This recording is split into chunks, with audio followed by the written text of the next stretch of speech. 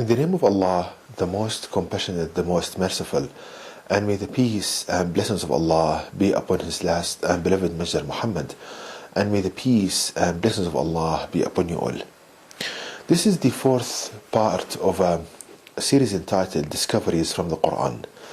And in this series I show, with the guidance of Allah God Almighty, the superiority of the knowledge of Allah in the Quran, in the last revelation to people, over the knowledge of people in this day and age, and how a believer can be the teacher of others by pondering upon the verses of the Quran.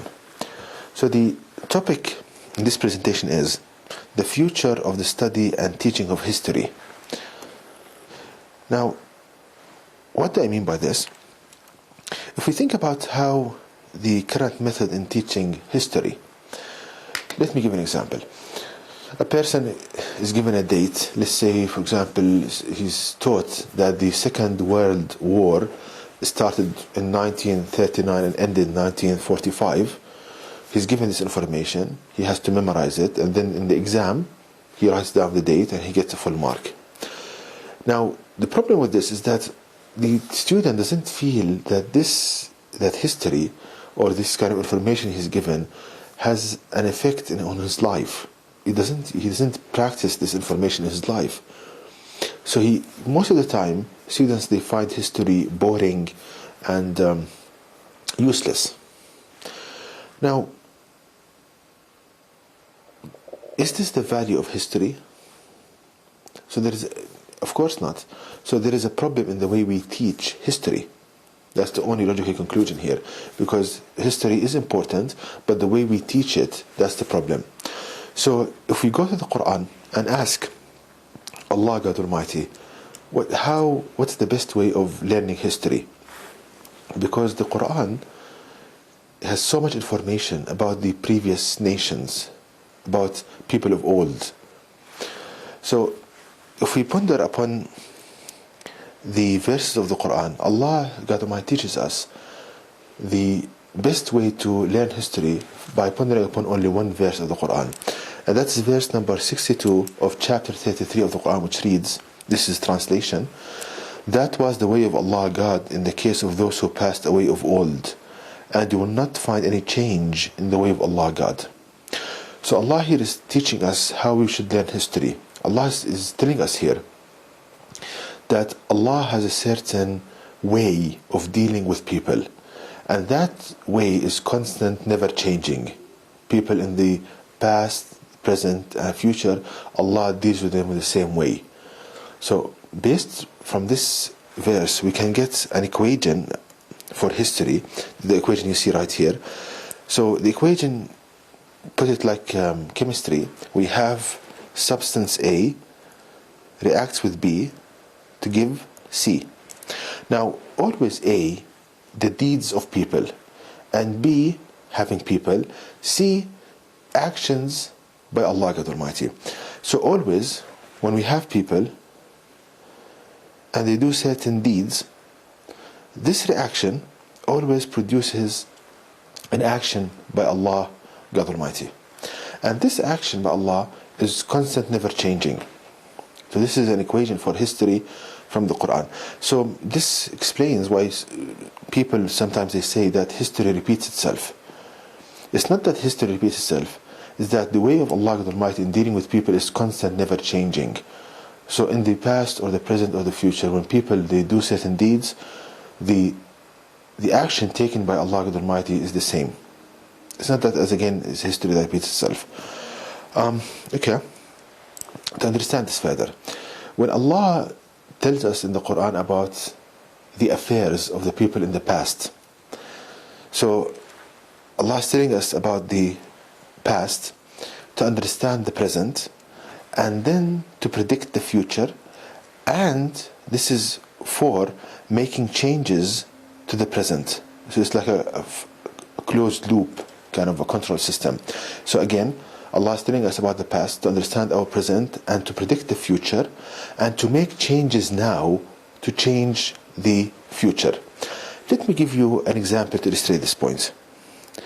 In the Quran, Allah tells us about the Romans, an old people of old, the Romans, and the present people, for example, the European and the Americans, they are descended from the Romans.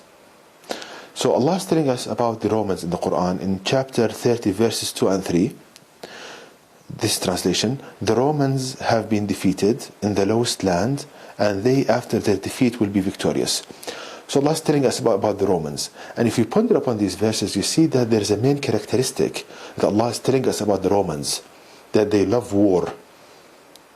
So the main characteristic that Allah describes the Romans with in the Quran, that they love to wage war.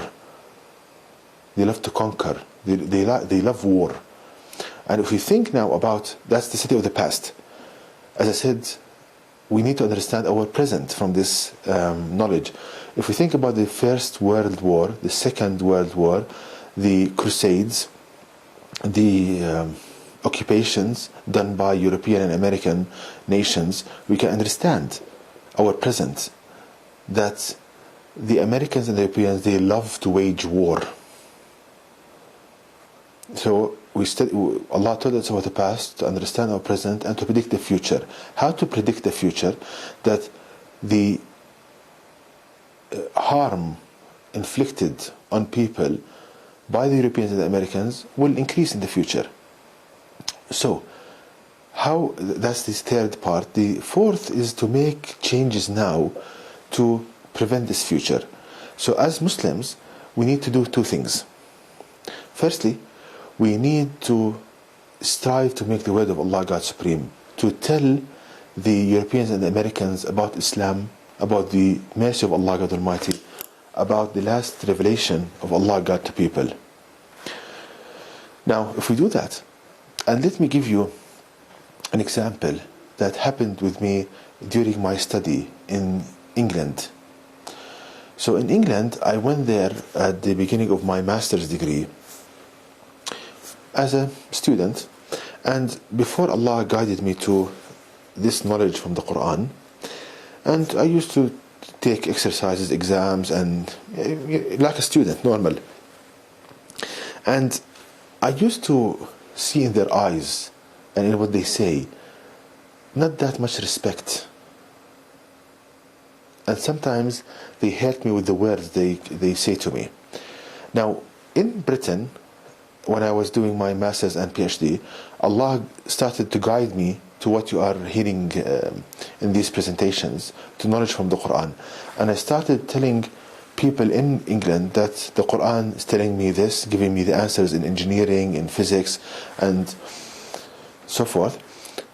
Now, I noticed that their looks and the way they spoke to me changed. There was much more respect. Not the, like loving, but respect. So, striving and telling people about the Quran and the signs of the Quran and how can learn knowledge from the Quran, they make them respect you. And they think so many times before they even think to harm you. That's the first thing. The second action that we need as Muslims to strengthen ourselves, to become strong. And the basis for strength is knowledge. And the book of knowledge for the Muslims is the Quran. So we need to ponder upon the Quran and apply it, as you can see in my presentations. So I hope from this example you saw the beauty of studying history now. Allah is telling you about the past, to understand the present, to predict the future, and to make changes in your present time to prevent this future. Okay, I hope that was clear. And you see how even when you're listening, you are enjoying. But the current way of teaching history, by giving dates and names and just to memorize them, it's boring, and the way it's taught, it doesn't have any kind of effect in your life. And something that you don't practice in your life is not that important to you. And to know more details about this topic, please visit my website at www.quran-miracle.com. This is the website. And you can email me at zaidquran@yahoo.com. And may the peace and blessings of Allah be upon you all.